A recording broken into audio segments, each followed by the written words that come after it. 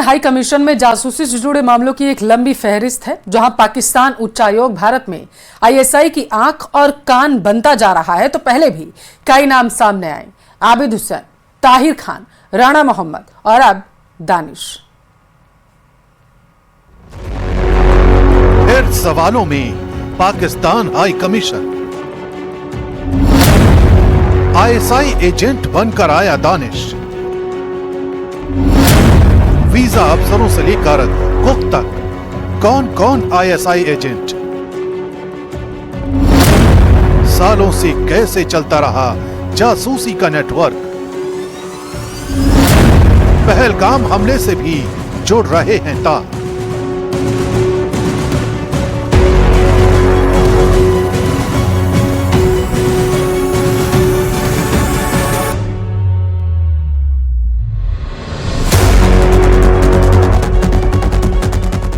दिल्ली में Pakistan high commission के भीतर काम करने वाला एक नाम दानिश अब भारतीय एजेंसियों के रडार पर है। आरोप है कि दानिश सिर्फ एक स्टाफ मेंबर नहीं, बल्कि आईएसआई का पूरी तरह से प्रशिक्षित एजेंट है, जो भारत की संवेदनशील जानकारी पाकिस्तान तक पहुंचा रहा था।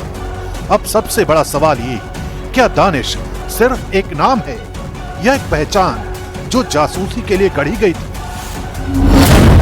ये कोई पहली बार नहीं है जब पाकिस्तान हाई कमीशन पर ऐसे आरोप लगे। 31 मई 2020 दिल्ली पुलिस की स्पेशल सेल और मिलिट्री इंटेलिजेंस ने 2 पाकिस्तानी वीजा अफसरों आबिद हुसैन और ताहिर खान को रंगे हाथों पकड़ा था। दोनों आईएसआई के एजेंट निकले, जो अफसर बनकर भारत में तैनात थे। स्टिंग ऑपरेशन में फंसने के बाद दोनों को पर्सोना नॉन ग्राटा घोषित कर भारत से निकाल दिया गया। पर्सोना नॉन ग्राटा तब घोषित किया जाता है जब कोई देश किसी दूसरे देश के राजनयिक को अवांछित घोषित करता है। इस घटना के बाद भारत ने पाकिस्तान हाई कमीशन का स्टाफ 180 से घटाकर 90 कर दिया था। 2021 में फिर एक मामला सामने आया, जब राणा मोहम्मद जिया, जो भारत में वीजा अफसर के तौर पर तैनात था, असल में आईएसआई एजेंट निकला। इस केस में एक भारतीय आर्मी कॉन्ट्रैक्टर हबीब भी पकड़ा गया। यानी पाकिस्तान हाई कमीशन भारत में एक छिपा हुआ खुफिया नेटवर्क चला रहा था।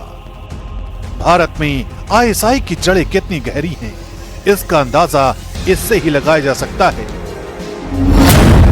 कि साल 2016 में भी क्राइम ब्रांच ने 5 भारतीयों को पकड़ा था, जो पीआईओ यानी पाकिस्तान इंटेलिजेंस ऑपरेटिव से जुड़े हुए थे और भारतीय फौज की गोपनीय जानकारी लीक कर रहे थे। भारतीय सुरक्षा एजेंसियों के मुताबिक इस मिशन में कई कर्मचारी फर्जी नामों से आईएसआई के लिए काम करते हैं। कोई कुक के भेष में, कोई ड्राइवर, तो कोई कल्चरल स्टाफ बनकर। दानिश का केस भी इसी पैटर्न को दिखाता है।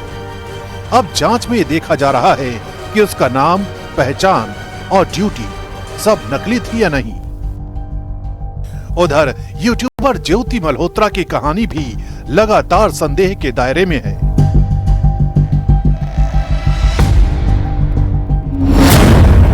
सूत्रों के मुताबिक पहलगाम आतंकी हमले के दौरान वो इंडोनेशिया में थी, लेकिन आरोप है कि आईएसआई ने उसे एक नैरेटिव गढ़ने के लिए इस्तेमाल किया।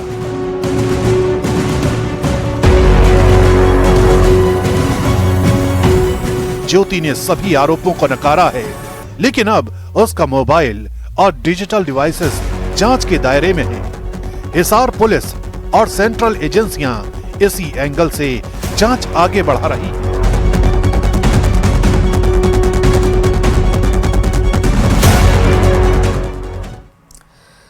ऑपरेशन